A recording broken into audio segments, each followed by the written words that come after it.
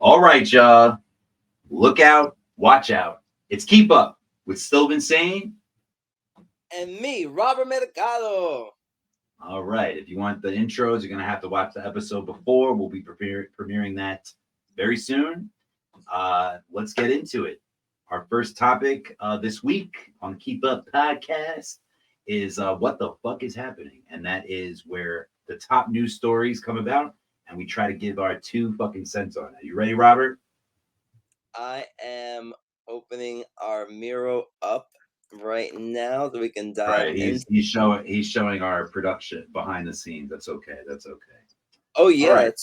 everybody's learning, so they can learn with us. I can't wait to hear all the success stories. True.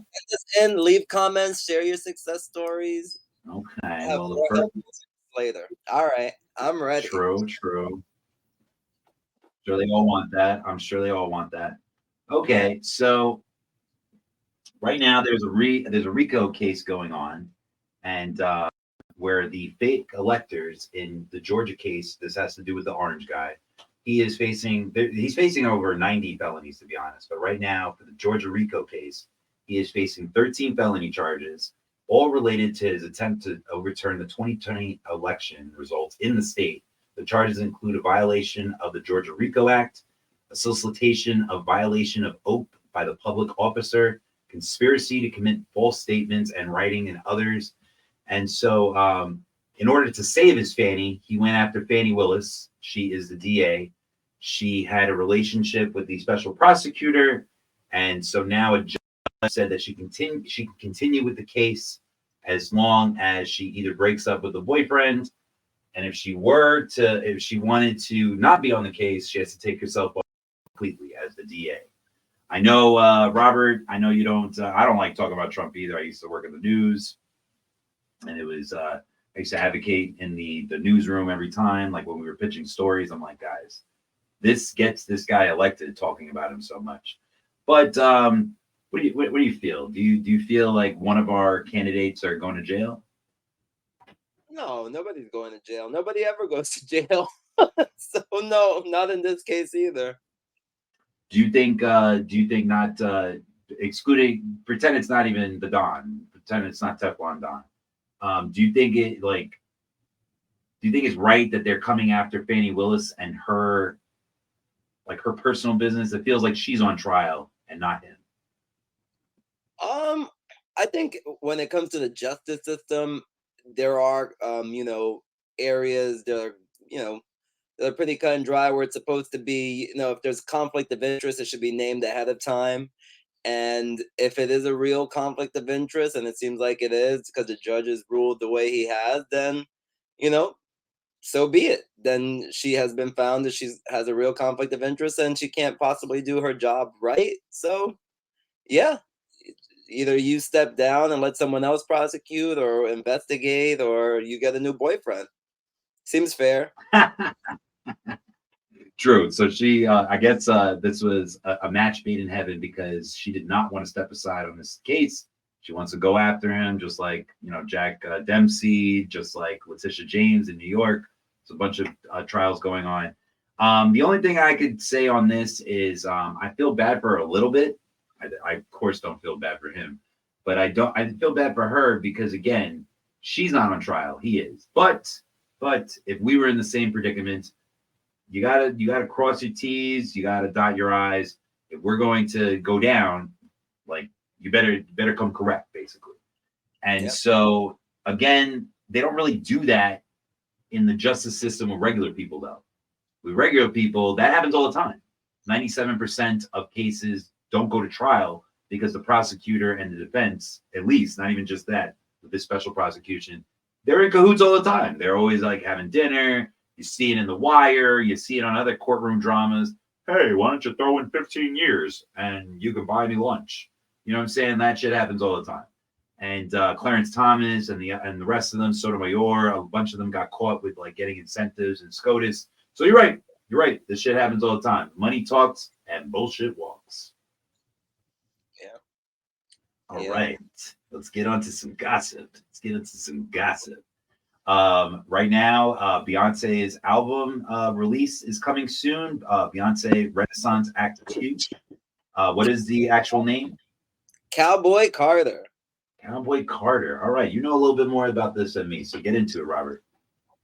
Well, Beyonce has this new album, Cowboy Carter, coming out, and it's supposed to have a country influence. And as she said, it's not necessarily a country album; it is a Beyonce album. So it's Good gonna man. have right. It's gonna have those influences that I believe country music is known for. Of course, that she showed off with her first two singles that she dropped at the Super Bowl, totally stealing Usher's shine there. 16 Carriages, and then Ain't No Hold'em, Texas Hold'em. What is it called? Texas? Oh my God, Texas Yes, it Hold'em. is called Texas Hold'em, just like the Yes, poker game. right. So she released those songs, and I think it was just showing the area that she'll be diving into with this new album. She already had previously did Daddy Lessons, written by my lady Winter Gordon. Surfboard. Okay, written by Winter Gordon, my lady. I love her. If you guys check her out, Winter Gordon on iTunes. She's an amazing singer. She has great songs. Always comes back to you. Anyway, sorry. So yeah, Beyonce has that Get coming to out. Auntie Azalea. We need to get to Auntie Azalea and Auntie Erica. People are, talking shit on the Twitter, on the internets, on the interwebs, and we have Azalea Banks, and she says, she thinks that 212. yeah, I was on the 212 on the Uptown. Hey, baby, you know what's up, or don't you? Okay, I won't. I I love can. that song. It's a great song. Too bad we can't license the song, but it's a great song. It's a great song. I'll wrap the whole thing for you. All right, I love Azalea. I'm sure you're She's good. saying that she's saying that Beyonce is pretty much the song seems safe. It's safe that it's going to number one because, of course, Beyonce has the backing of the industry. She has money to give. She has backstage passes, Grammys to give to people, and all that. And pretty much saying there's nothing impressive about Beyonce going to number one with the machine she has behind her. And just hearing that, what are your thoughts, Vince? I am a bit. I'm a big Azalea Banks fan. I am not a fan of her Twitter. That's like if I was her agent, I'd be like, just like Trump, I'd be like, get the fuck off Twitter. Stop this shit. Like everybody still loves your song, and it's true. It's true. She mentioned that on one of her tweeting rants when she was tweeting against Kanye. People were coming at her music, and she showed just like you were showing me the charts of Nicki Minaj. She shows that she still is getting mad royalty checks for 212. Like internationally, it still gets played a lot. It still gets played on shows, movies. It's a great song. It's a great song. But I still don't think that's enough for her to always have something to drag down, especially black artists. I don't usually see her come at anybody else. She always has like a very high standard of what it takes to be a black artist. They have to be basically like a Black Panther at this point, which I love the Black Panther. Shout out to Shakur, Angela Davis, everybody, Huey Lewis, but Huey Newton, sorry. But I think she's too much. I think she's too much. I think if she didn't have that song, nobody would care. Nobody would care what she thought. Beyonce, she has. We all know that it's a perfected image. It's a very expensive. Her and Jay-Z, the whole Lemonade thing. She lets out whatever she wants to. She does what she wants. I didn't agree with the Taylor Swift comment. Taylor Swift doesn't even do country anymore. So like to say that like she's following or getting desperate to try because she hasn't got an album of the year and she lost to a quote unquote country star. I still think it's unfair. I think it's unfair for someone to be that hypocritical, but it's not really unfair because Beyonce is on the pedestal. And when you're that far up, everybody's got a chance to come at you. I think Azalea Banks, people. She doesn't just have one song, by the way. She has a bunch of great songs that I jam Okay, to. we're not talking about subjective. We're not talking about the songs you like. I'm talking about a successful song. Hey, she's still just okay. So I was just watching a breakdown. They were talking about like someone like Tina Turner, back at rest in peace. But right, she would be able to perform in Europe and sell out stadiums, but in the U.S. it wasn't like that, And someone like Azalea Banks is able to go to Europe and perform for big ass fucking crowd. Like, you could Google, put on YouTube right now, and you can see her perform for big ass crowds of people who know her What's the song. biggest market in the world? What's the biggest market in the world? I mean, is it? Yeah, the If U.S. is. It's not. It's not. Is it? It is. but you want to play to big stadiums. You want to play if you want to make money. And in the US, we don't appreciate artists like they have When's the a last quick time she even went on tour? US, they have a quick shelf life. I've seen her performing in Europe. Anyway, I will Me, just say that Azalea Banks is not just a one-hit wonder. I love Azalea Banks. I think people don't just care about her because of that song. I think people care about her because she's one of the only people who will criticize people no matter what level they're at.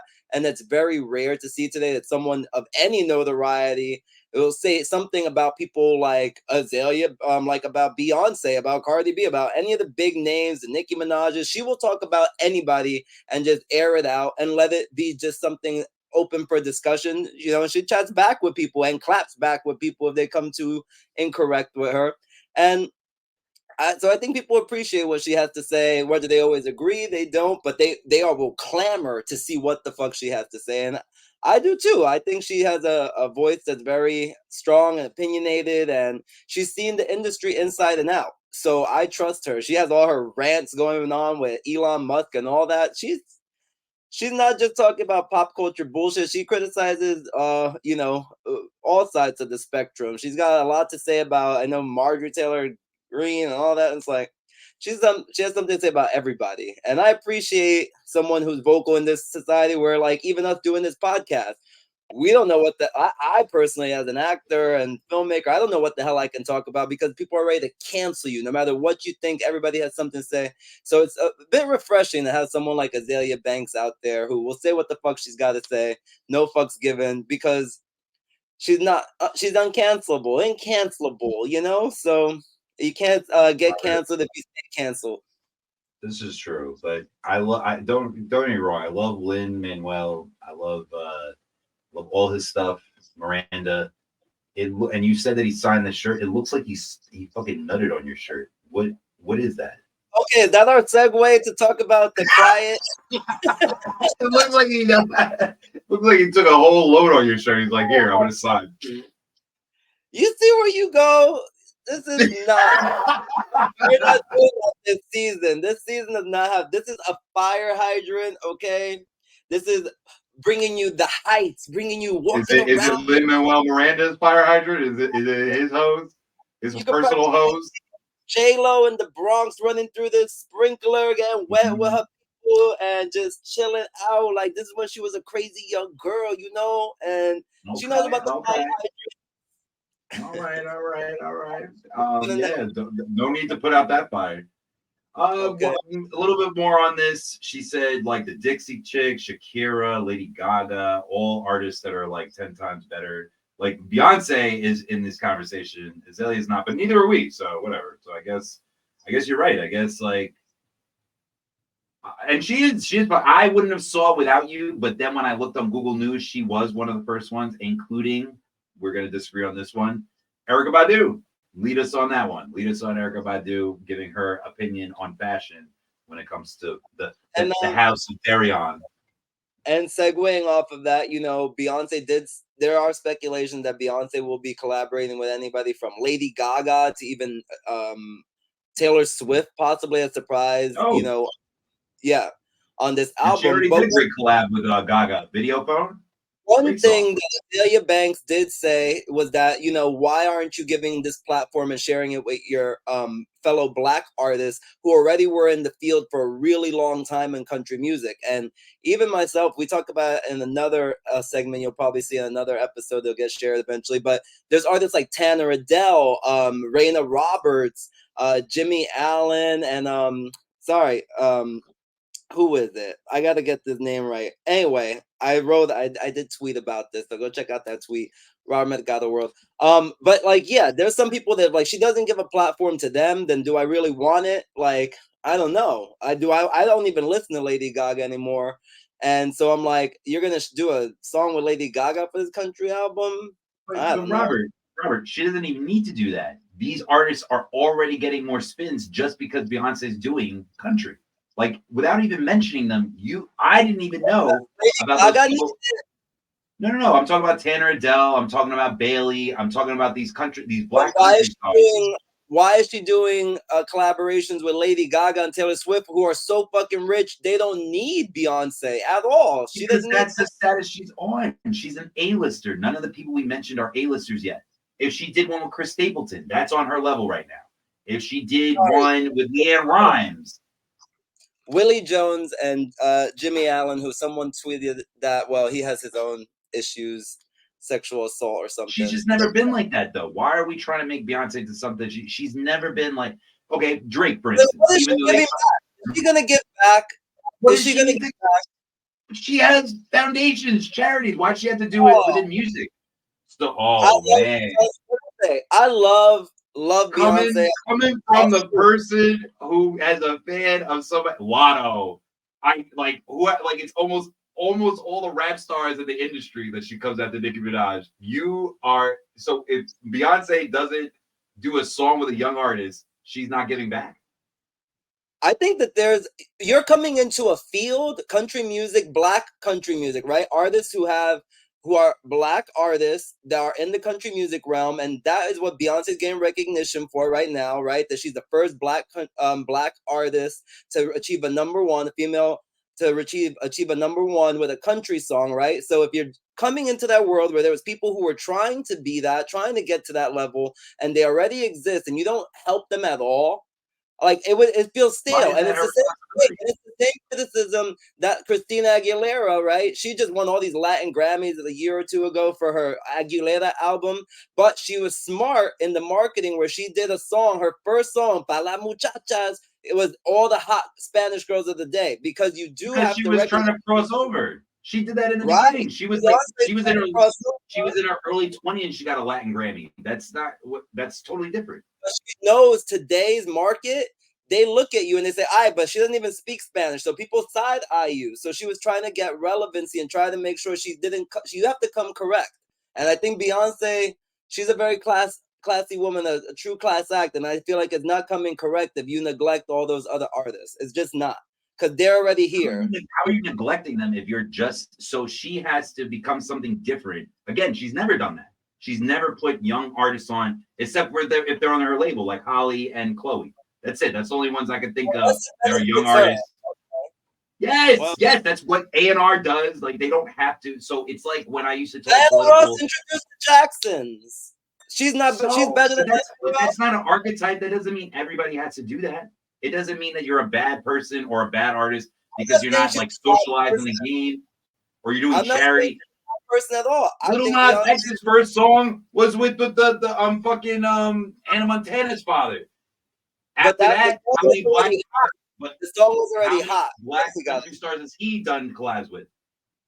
He's doing one. He's helping K. Michelle, Billy Ray Cyrus. How many albums later?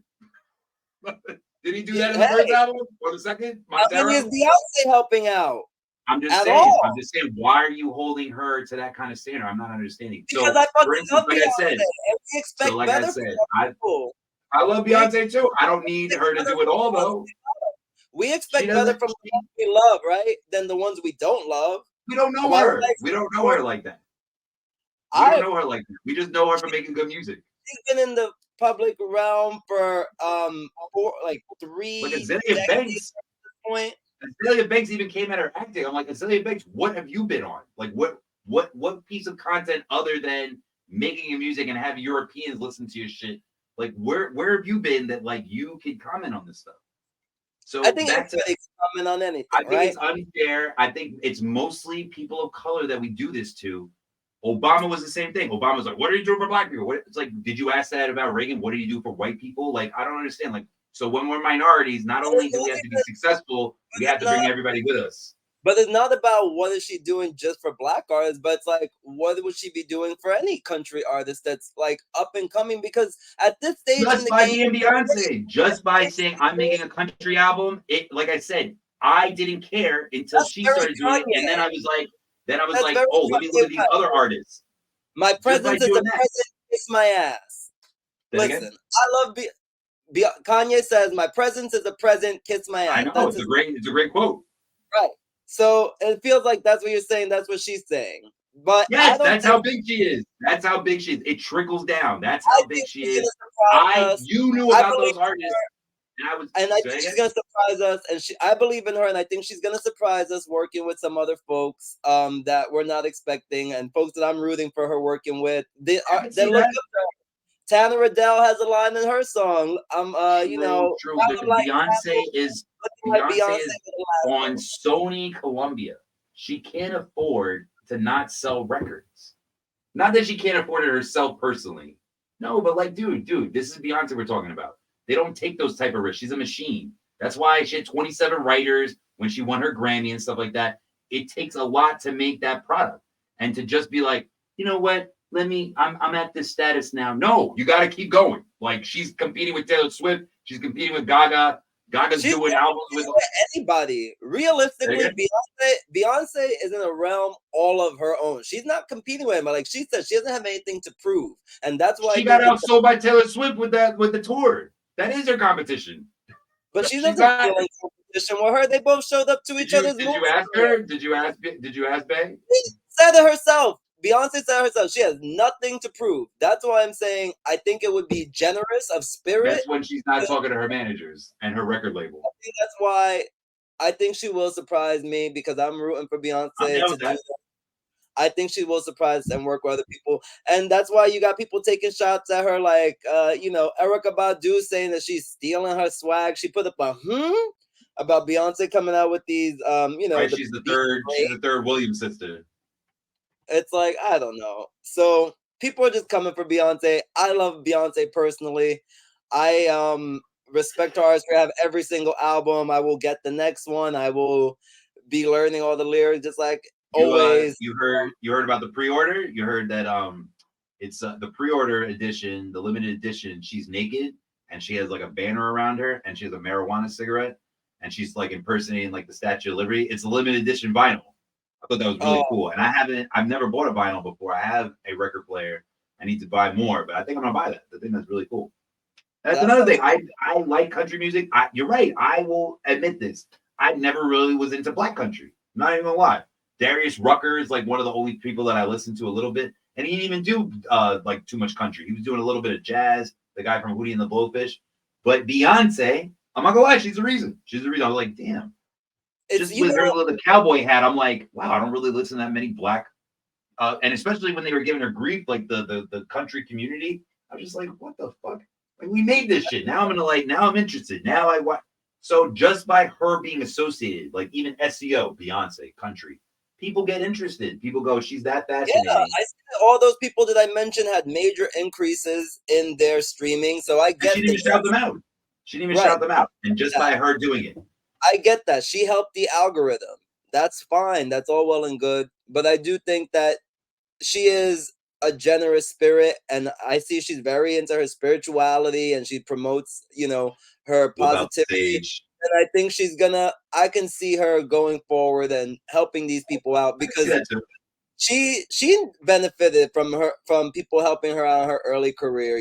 So it's like I'm just saying, Beyonce, if you're hearing this, I love you. I just would love to see you spread the love to these young girls that are definitely influenced by you, and you would change their lives, just like Kelly and Michelle. Do a reunion tour with them and save their lives too, because they deserve another Destiny's Child album. No, Kelly's doing just fine. Michelle, I guess she's doing well on like little Super Bowl ads saying that she's like the left out child. Latoya's good on Greenleaf. She's a good actress. She's been on I think she's been on Power also. Let's I get back love to Eric Badu. Let's get back to listen. Eric Badu. I think she was joking. So Eric Badu, I forgot. You're right. You brought up the cowboy hat. She did say something about that.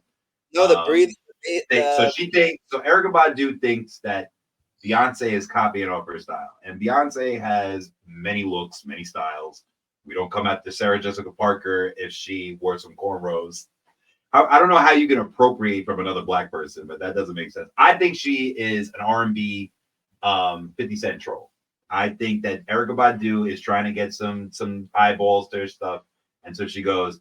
So Beyonce this time on her new stuff, she has braid bangs and she has beads on it. And again, Erica Badu didn't create that style. She does wear it a lot. I didn't even forgot that she did it. I've seen her live, and I don't say to myself, "Wow, look at those bead bangs." So, in my opinion, I think she's kidding. But Robert, you think that she's throwing real shade? She even got involved with the publicist or the no the what's it called the designer. Well, all I know, I saw her just asking Jay-Z, "Hey, you're gonna let the Beehive do this to me? You're not gonna say anything, you know?" So shit got real. You're messing with the Beehive, so it can get dangerous. And I do agree. I think she's trolling a little bit. And I think she's at that stage, you know, like Dionne Warwick. Dionne Warwick, people love her on Twitter because she says what the fuck she wants. And I didn't even know hey, Dionne Warwick had a Twitter. I had no idea. Nice. oh Oh, yeah. good people, Robert. Damn.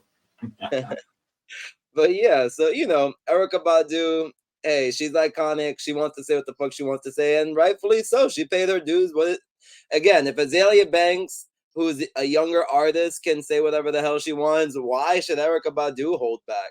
You know, and Man, you know, and Beyonce. if Erica was being serious, her publicist, Beyonce's publicist, made a collage of all the times that Beyonce has worn beads in her bangs. Damn, Uh, that girl took it personally. I think it was, or was it a collage of all the other artists who've done it? It says a bay in braids for years. Oh, braids, yeah, yeah. I mean, Cowboy Carter has always rocked braids, and Erica Badu claims she jacked it from her. Like I said, I think Erica's joking around. she's Destiny's Child. You know, and Beyonce and Mariah Carey are the only artists to have what they say, to have a number one in 4 decades or something. One in every in like Oh, the she's last. so impressive. Like I said, she's up there with Taylor Swift, Drake, all the major artists, all the A-list artists, all the things that like if an alien came down on Earth, we would put it like as like what is it called? The capsule to show like our culture, our history. She's up there. She's an icon. Yeah. Let's move on to stuff that we watch. What the fuck did I watch? And so, yes, we are still keeping the segments. We're just not including all the sound effects anymore. We want you to hear Robert's wonderful voice and mine. We want you to focus on that. So, I saw, let's just name a couple of reviews. I saw Iron Claw that had Jeremy Allen White, that had Zac Efron, it had the guy from Mindhunter. I forgot his name. I could look up IMDb real quick, but it was really good. It was about the Von Erich family. There is it's the real wrestling family. A lot of them, not to be grim, a lot of them hurt themselves. It was like kind of a curse, and it's inspired by a real story of basically this dude that all his brothers basically died. Sorry for the spoiler alert, but like I said, it's a real story. You can look it up. They right before the WWF merged and bought out their company, just a lot of bad shit happened, and it's a really cool story. I saw Kung Fu Panda 4.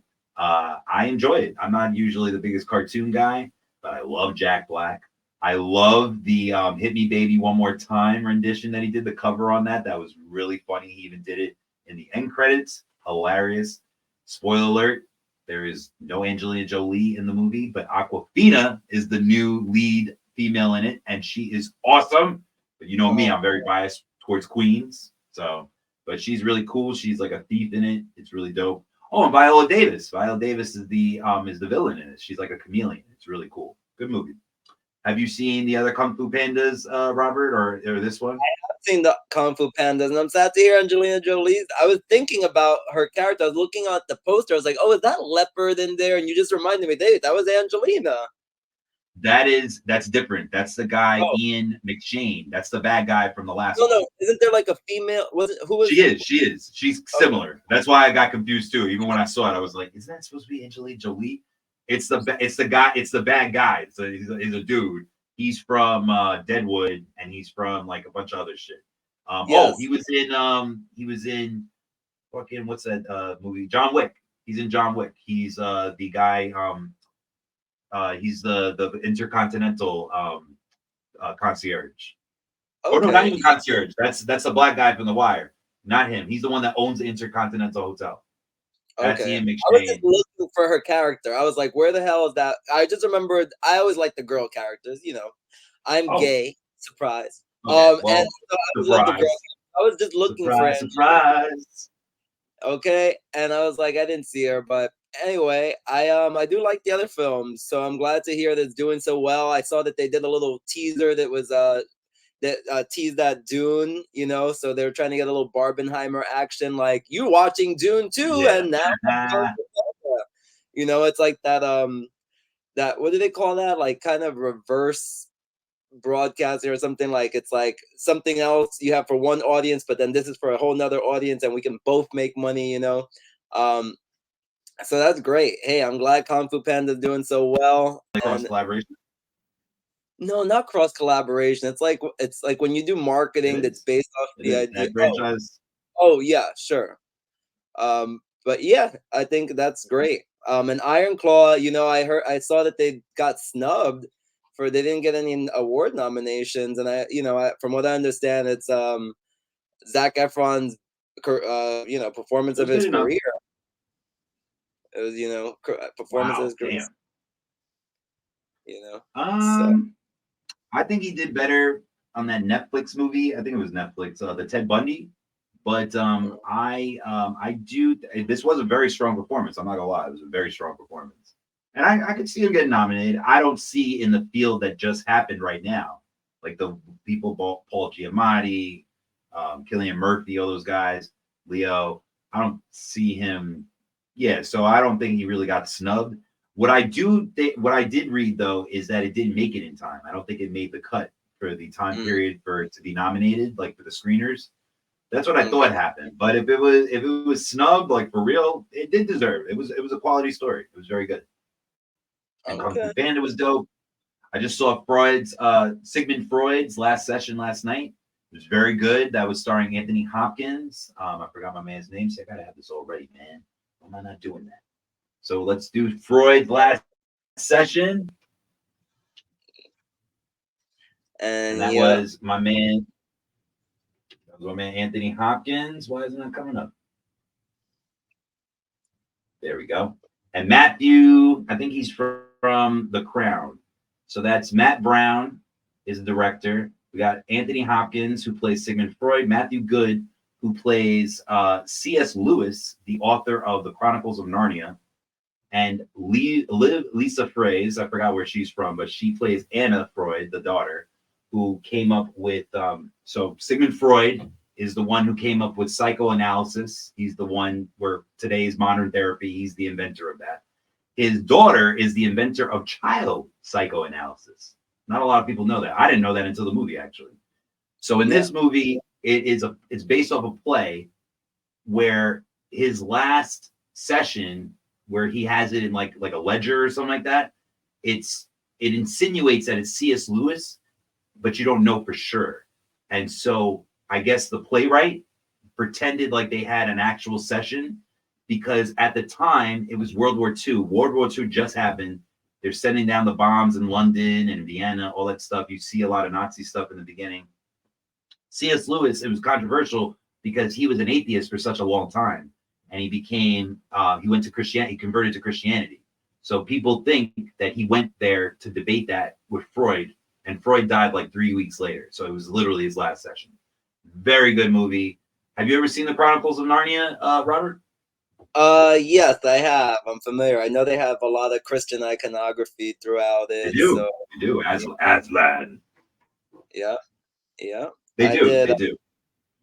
Yeah, it's very fascinating. I know. I think it's your dear beloved Greta Gerwig will be adapting it, right? I believe so. She'll be adapting the She Chronicles. will. And I believe, and I don't know for this for a fact, but I think she's doing it differently than the way that they've usually done it. They usually start with the fourth one, which is The Lion, the Witch, and the Wardrobe. And I think she's actually starting with the very first one, which I think is called The Magician's Nephew. And as you can see, I'm a big nerd. I love the Chronicles of Narnia. I think there's 8 books. I've read them all. They were a huge part of my life as like part of literature. I really liked it. Back to Nice. Zac Efron. Back to Zac Efron. Move on. Yeah. We have Ricky Stenicki. And not only is a return of Zac Efron, but is a return of Chris Farrelly. No, not Chris Farrelly, John Farrelly. Oh, Peter Farrelly, sorry. Okay. Peter Farrelly. And so, if people are not familiar, Peter Farrelly is one of the brothers, John Farrelly, the Farrelly brothers. They did something about Mary. They did Dumb and Dumber. They did Stuck to You, I think, with Matt Damon and who's the other guy? Was it? I forgot who it was. But those kind of slapstick comedies for a long time, they went on hiatus. Not really. One of them, I think it's Peter. He's the one that wrote Green Book. He's the one who not wrote, but he directed and did the screenplay for Green Book with Mahershala Ali and Viggo Mortensen, uh, produced by Octavia Spencer. There was a lot of controversy because the actual subject said that they didn't really get along in real life. So they said they kind of whitewashed that story. So that's why I kind of fell out of love with it. But so he's back. He's back on the comedy scene, Mr. Farrelly, Peter Farrelly. And it is hilarious.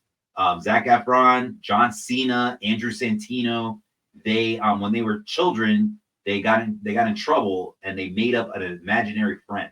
So from then on, from when they were kids until they were adults, married, girlfriends, all that kind of stuff, they still lie about this guy in order to go on dude trips. It is so funny. I laugh the whole time. Heavily recommended, Robert. What do you like Dumb and Dumber? Do you like Something About Mary? Dumb and Dumber. I love Dumb and Dumber now. And Something About Mary. There's Something About Mary. Yeah, I did enjoy those films. So yeah, this you got definitely. Something About Mary on your shirt too. You got Something About Mary on your shirt too. And you got something a little hair gel. A little hair gel in your hair. For the old folks who remember those films. True. Do you enjoy seeing?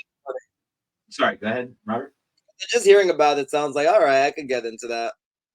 Do you like John Cena on screen outside of wrestling? Yeah, I love him at the Oscars, butt naked too. That was great. I love him.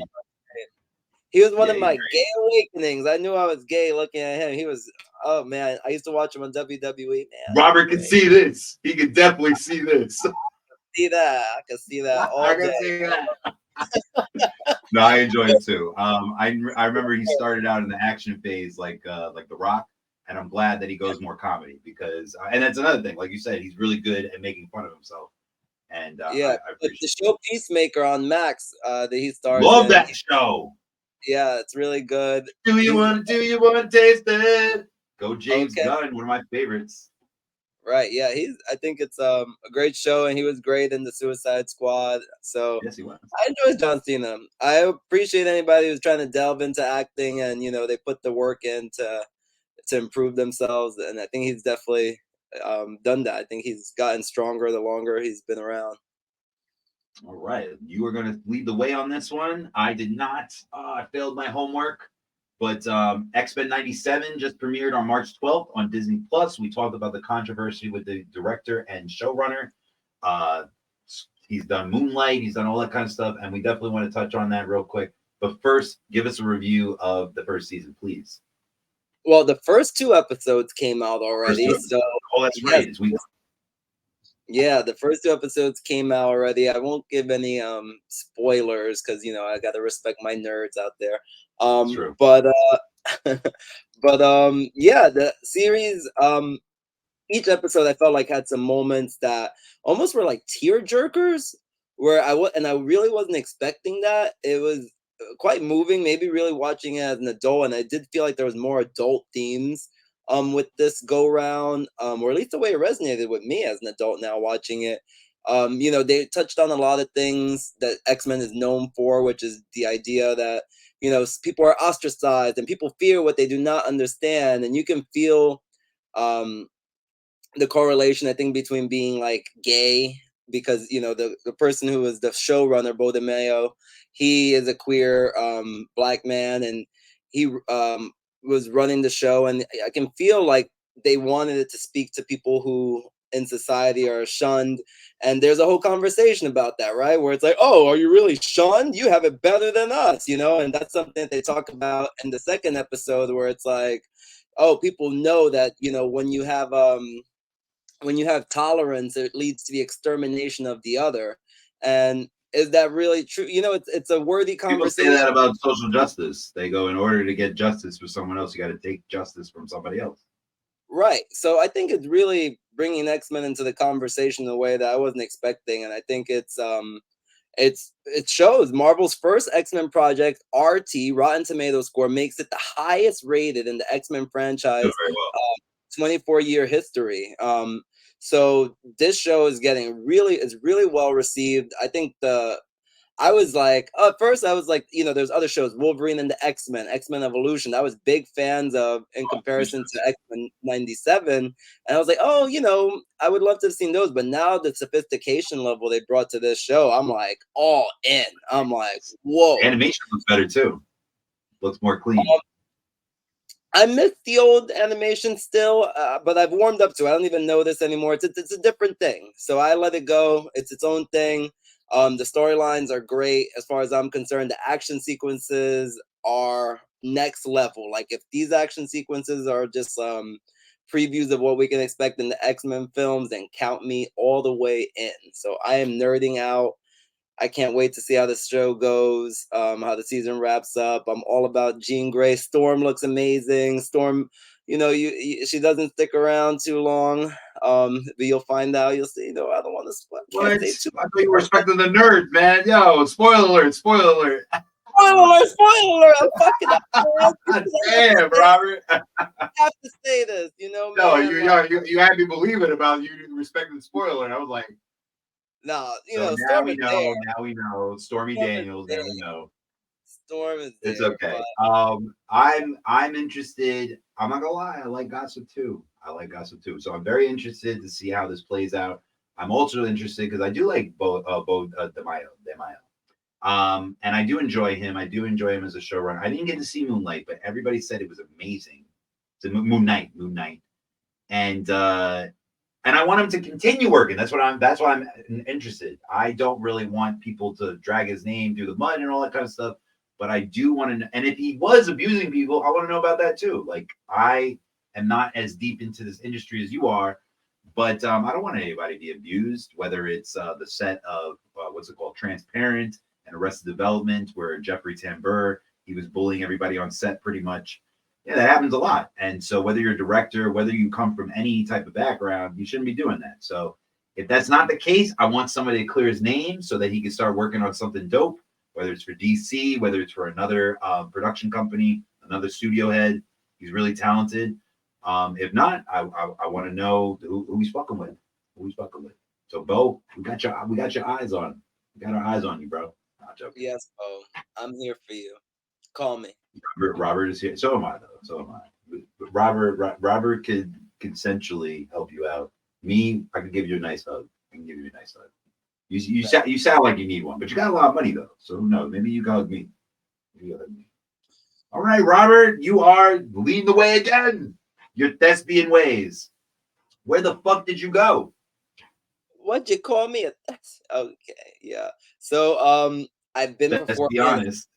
Okay, I've been performing in a sketch show called A Series of Unfortunate Folks, and it's headed up by Jasmine Corneal, and she brought me on board as one of the talent involved as an actor, and it's been a great experience. And you got to follow that webpage, that Instagram.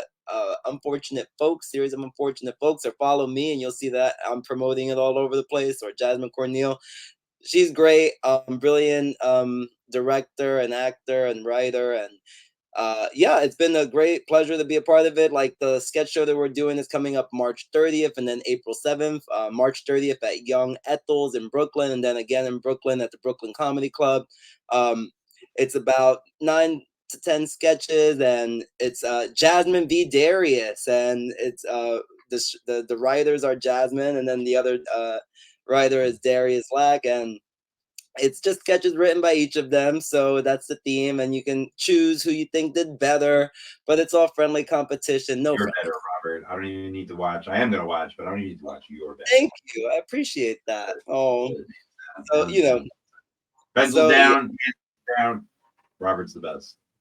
Thank you. But I'm not in it. I'm just, a willing pawn, to do what they ask and say what they want me, what they right there. But they're fantastic, and it's been such a pleasure meeting Lin all of Manuel, them. you could just wherever you want, wherever you want. I'm just your canvas. Yeah, look at that puddle. I'm here for you, boo. Lin Manuel the best. I got him to He is. sign this because when I was an extra and In the He Heights, is. there was the production was rained out, and we had about an hour and a half break before we can film again. And he took that entire hour and a half and signed and talked to every single person who got on that line to chat with him. And it was so That's heartwarming.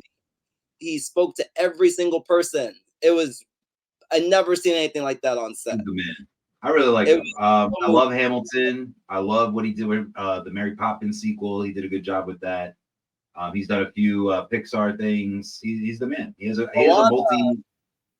That's right. That's right. That's coming out soon. He has a multi-million-dollar deal with Disney, so that's not going to stop They're for a long leaving him time. out of Moana too, actually. He's not What are you involved leaving? in Moana 2. Yeah, he didn't write. Moana 2 was supposed to actually be a streaming series, and they've made it now into a film. But it was supposed to be. I'm sorry, I thought you were talking about the live action one. That you're talking about the live action. There's a live action one coming out, but then there's Moana 2 coming out at the end of this year, and he's not involved at all. So I'm like, Disney dropped the ball with that. We need one Lin Manuel song. Like, I love that song. Oh, I don't. But Oh, so I get what you're saying because Disney sometimes, like even with Tim Burton, with Danny Elfman, and John Williams, with George Lucas and Steven Spielberg. So you're right. There sometimes is a person that handles the score like pretty much all the time, even for a movie studio. Because I was about but to say, because I had to correct myself with those points because I was about to say, we need somebody different, blah blah blah. But that is the usual. That is usual. They usually have one, and Lin Manuel has been the one guy for like at least the last 6 years. and not even that he's doing all the music for all of their things, but he did Moana 1. He produced the music for Moana, He and did. that film has been super successful. And then now to be having a part 2 and he's not anything to do with it, that sucks. That True. sucks.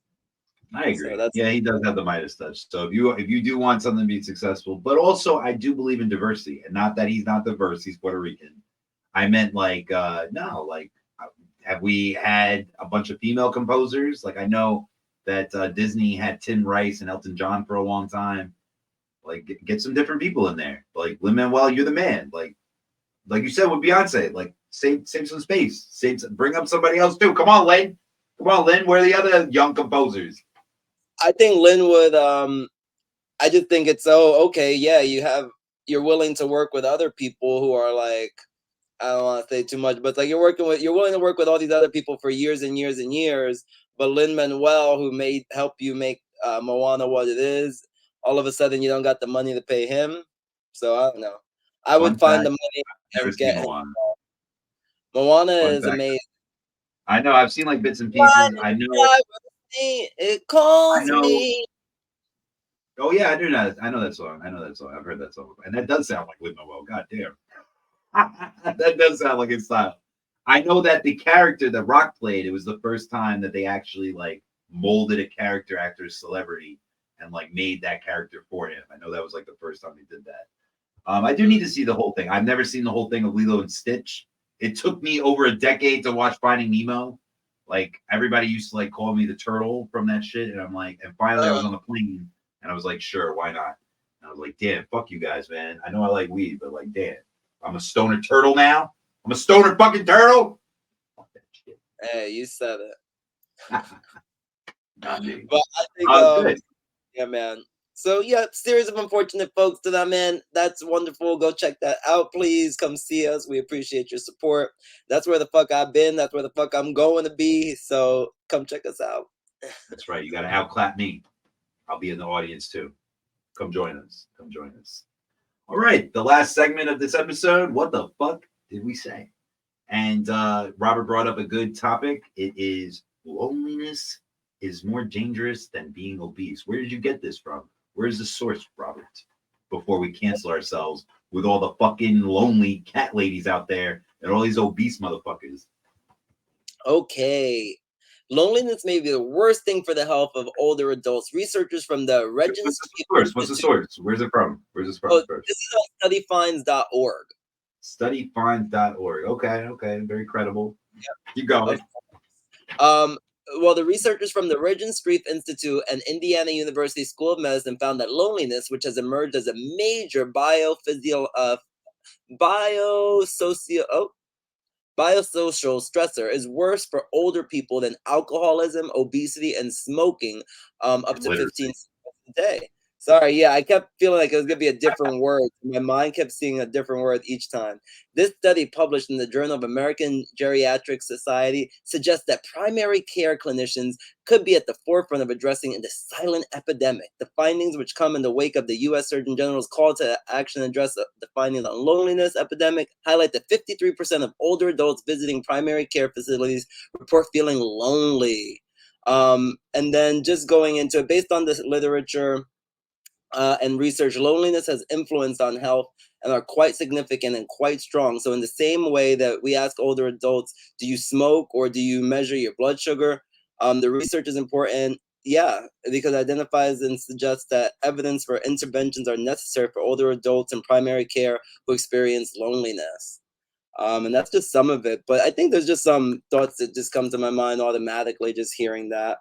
Um, and it's just, yeah, I think there is an epidemic of loneliness. I think there's people who don't have as many friends. More people are just staying online and just putting on VR, goggles, and then that's just that, and they hang out by Meanwhile, the themselves. 600-pound lady is living her best life. I feel you. I feel you. And hey, shout out to my 600-pound ladies. We love you. Get 800 healthy, get pounds, 900 doing good. pounds. I'm waiting. I'm waiting for the 1,000-pound lady. I'm waiting for the 2 ton, the two I ton, love uh, that, two sisters. ton and too much fun. That's what the new show should be called. 2 tons and too much fucking fun. You don't watch Uh, 1,000 Pound Sisters? no, I don't watch any reality TV. I am not a fan. I don't I watch a know lot. I know I Pete do. Boo Boo used to be like famous. I know her mother has fluctuated with weight and she's gone on different reality TV shows.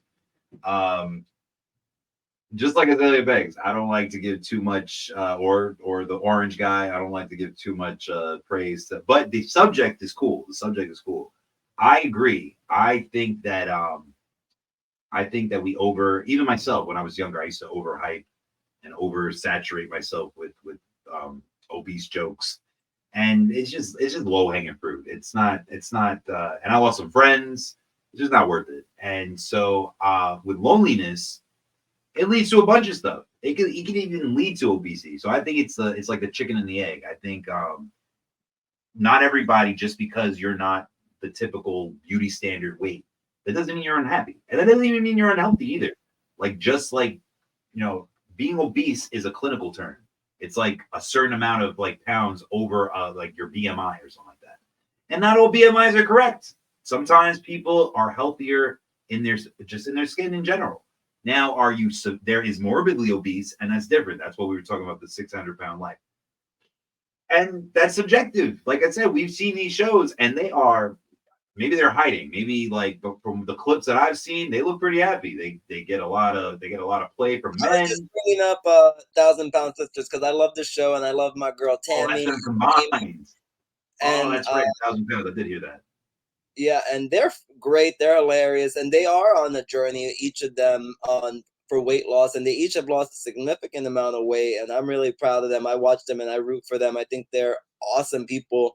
And with this study in particular, talking about loneliness, one of the people on that show, since you brought up So they're obesity, their team lonely. They're like, I'd rather be lonely than fat.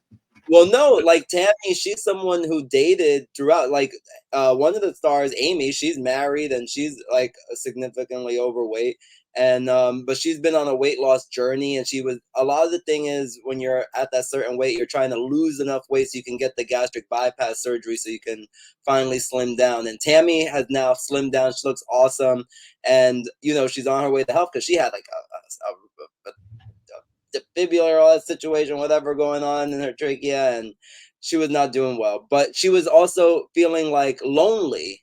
She she was dating one guy, but he passed away, and there is loneliness out there that's getting people who are not just obese, who are getting people who are skinny, people who are fit.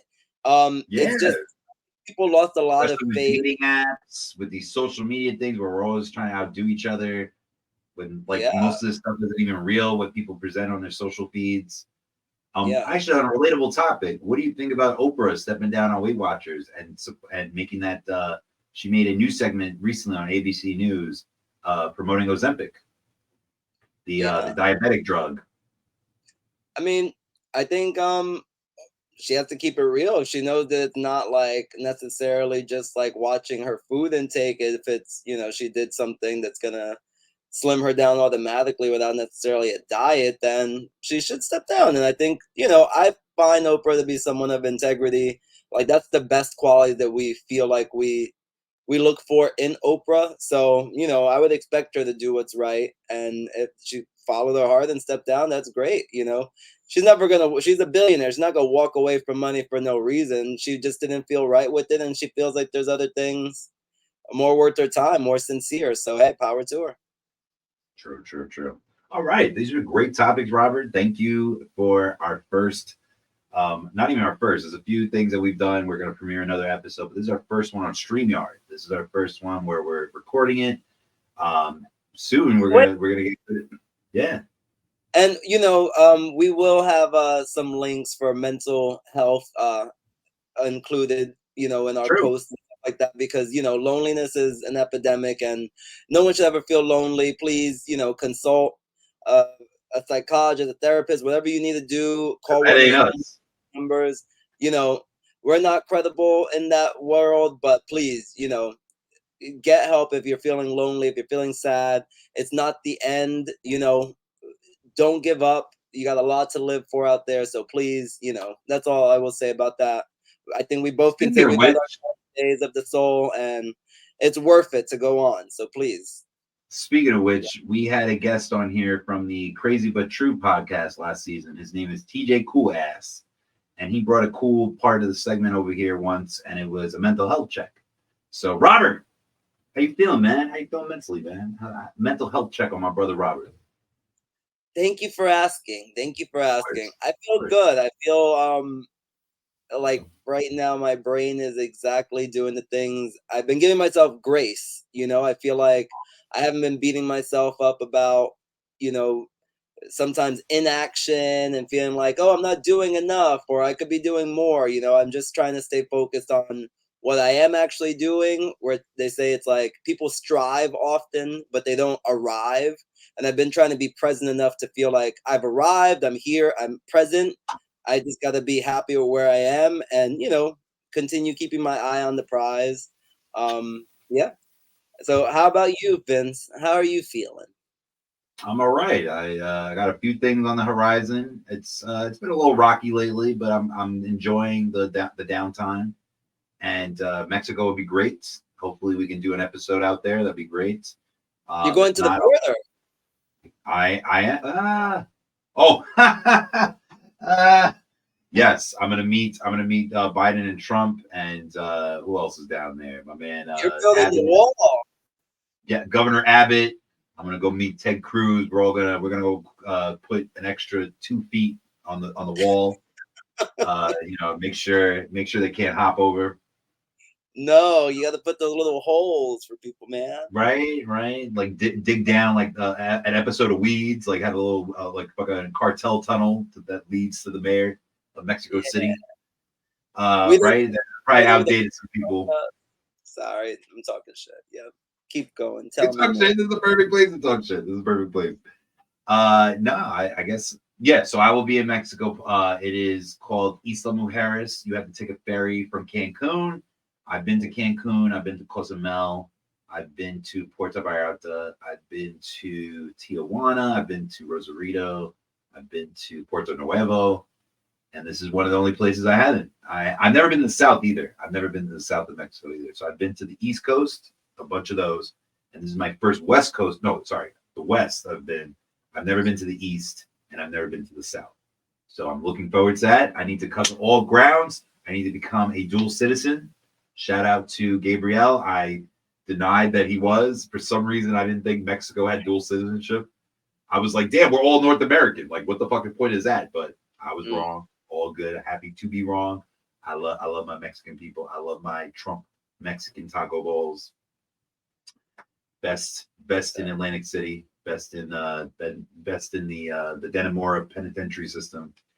But yeah, we're ending this episode. Like I said, got a new format, got a new overlay. We're trying to do big things. It's gonna get better and better each time. We set up the Patreon. We're gonna put content on there very soon, like probably this week. Finally, talking about that for years. But to be honest, there was other seasons where I said we're gonna be on this platform, and we finally did it. We finally got on YouTube. It took a couple seasons, but now we're on there. Wherever you download your podcast, we're there. We're on SoundCloud. We're on YouTube. We're on Apple Podcasts. We're on Spotify. There's literally nowhere where we're not. Google Podcasts, as long as they're around, we're on there. You could follow the Keep Up page. You can go on stillbeensane.com. Where can they follow you, Robert? They can follow me at least on Instagram at Robert Mercado World. YouTube, you can just put in the search engine Robert Mercado World Productions. And just a quick shout out. Yes, we love our Mexican people. My Mexican people, I love you. And some of the hardest working folks I've ever met. And they kick fucking ass and they take names. And even in retail, they're some of my best clients. So, hey, you guys are hard workers. We appreciate you, man. That's right. That's right. What about you? Where are they gonna find you at? They gotta find me at Still Insane on Instagram. You can type it on Twitter, X, whatever the fuck you want to call it. Just type in my name, Still Insane. My website will come up. Keep Up Podcast will come up. I've done a lot of work on SEO. Obviously, we've been gone for a while, so we got to build that back up. But I'm ready to go. I'm ready to peace out. I'm ready for the next fucking episode. Very good. Right? Very good. All right. You better shut the fuck up. Listen up. And keep up. My man, Robert Mercado. And Still Insane. Over and out, homies. Keep up. Keep up. Keep up. Keep up. Keep up. Keep up. Keep up. Keep up.